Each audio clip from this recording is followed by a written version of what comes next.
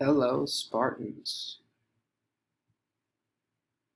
This is your teacher, Mr. Fuentes, and I am here today to introduce the unit that we will be starting. This is a 10-lesson unit. We're going to be going over CER. Some of you may be familiar with this acronym, CER. Some of you maybe have never heard of it, and so that's why I'm here today. I'm providing you this video. It's just a basic overview of the things that we're going to be going over. And as we work through the unit, we will take deeper dives into each individual section. And so I don't want to overwhelm you with too much information here today, but I definitely want to introduce you and give you, look at it as a blueprint or a roadmap for where we're going to be headed and some of the things that we're going to be seeing, terms that you should be familiar with. And I'd like you to start maybe thinking about where you've seen some of this outside of school, and maybe bring questions, things that you have experienced, your own claims. Bring those to the class discussions. And I think that will not only help you, but it will help everybody else. You are not required to take notes, although the more you interact with this video, the more notes you take, especially the vocabulary later on. It wouldn't hurt, and probably the better you will do throughout this unit. Now, this is an important unit to me because I believe that CERs are essentially microcosms of paragraphs, and paragraphs are microcosms of essays. And since this is an English class, we could almost certainly expect to write some paragraphs and at least one essay. And so this is knowledge that will help you be successful in my class, but I also feel that this is knowledge that helps you organize thought and then help you organize presenting those thoughts.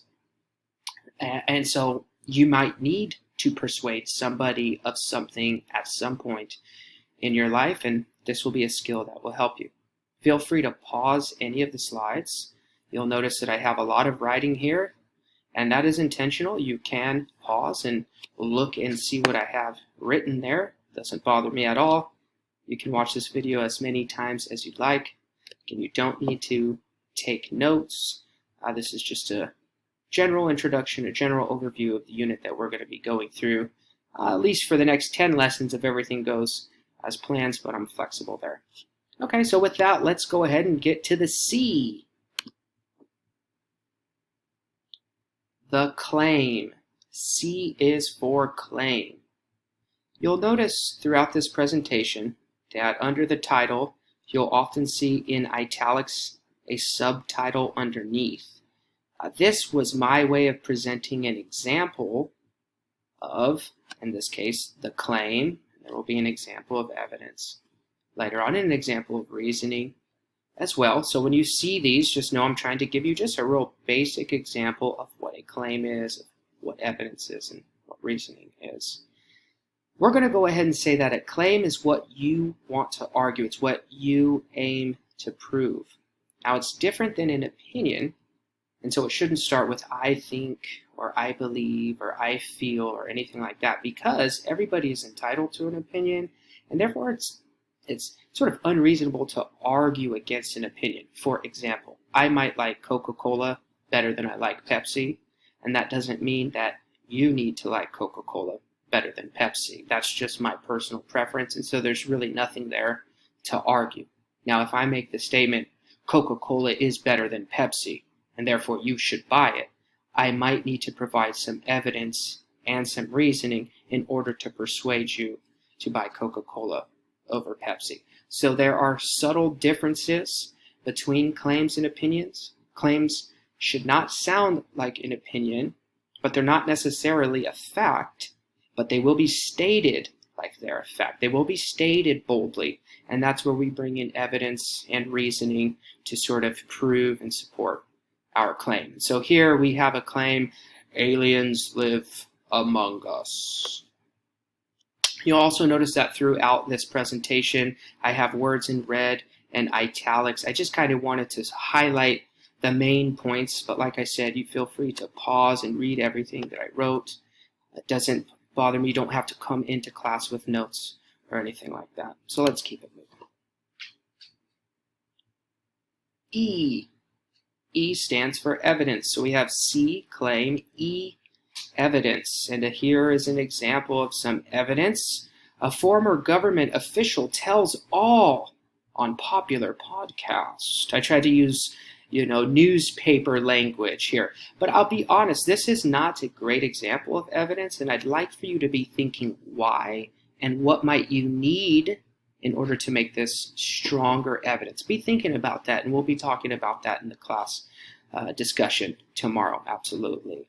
For now, we're going to say that evidence is information or data that supports your claim. Generally speaking, you want peer-reviewed journals or scientific journals, research that has statistics, and we'll definitely take a deeper dive into what makes good evidence, what makes biased evidence and biased language to look out for. We'll definitely take a deeper dive. Again, I'm not trying to overwhelm you. For now, just remember that E is for evidence, and the evidence is the information or data that supports our claim. And also be thinking about how might we make this better? What might we look for in order to make this better evidence, stronger evidence? Why is this not strong? What is weak about this? And our final letter, R. R is for reasoning. So we have C for claim, E for evidence, and R for reasoning. There's two things I want you to know about reasoning specifically. One, it is the most important part of your argument. And so we will be spending a bulk of our time talking about reasoning, talking about logic, talking about fallacies. Right now, we're just going to say that reasoning is how we explain our evidence. It's how we show that our evidence supports our claim. It's connecting the dots between the claim and the evidence. How does your evidence support your claim? Why does your evidence support your claim? While that might sound confusing, take a deep breath and rest assured that, like I said, we will be taking a deep dive and we will be having deep conversations about reasoning. I will be teaching basic logic. We'll be talking about fallacies. So we will have plenty of opportunities to further our learning and understanding of reasoning. For now, think of reasoning as connecting our evidence to the claim, showing how the evidence supports the claim. One other thing to note, reasoning is often the most challenging part of an argument. So if you find yourself struggling with the reasoning, rest assured you are not alone. It is okay. It is normal. That is the difficult part. So when we reach challenges, take a deep breath and know you're okay. You're in the right room, and we're going to work together to make sure that we get the most out of it, out of the learning. I know I told you that you don't have to take notes, and I'm going to hold myself to that. But here are some terms that I will be that I'll be using throughout this lesson.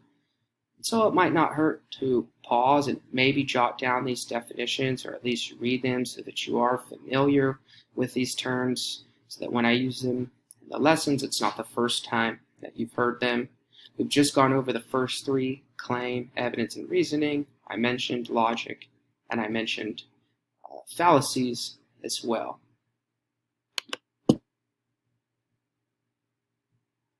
Pop quiz time, because I'm a teacher and every teacher loves to present some pop quizzes to get you squirming in your seats. So number one, are claims also known as opinions? And two, what is the most important part for creating a valid argument? Give you a moment to think about that.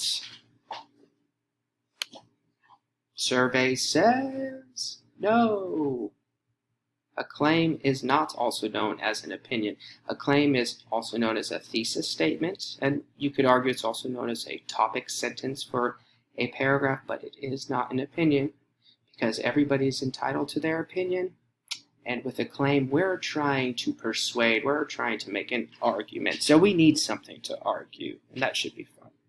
And number two, reasoning is the most important part of creating a sound and valid argument. And we will talk about what a sound and valid argument looks like more as we progress through this unit. For now, feel free to play this over, familiarize yourself with some of this information and some of this language because we will be using it throughout this lesson. Okay, goodbye for now. I will see you all in class, and I can't wait.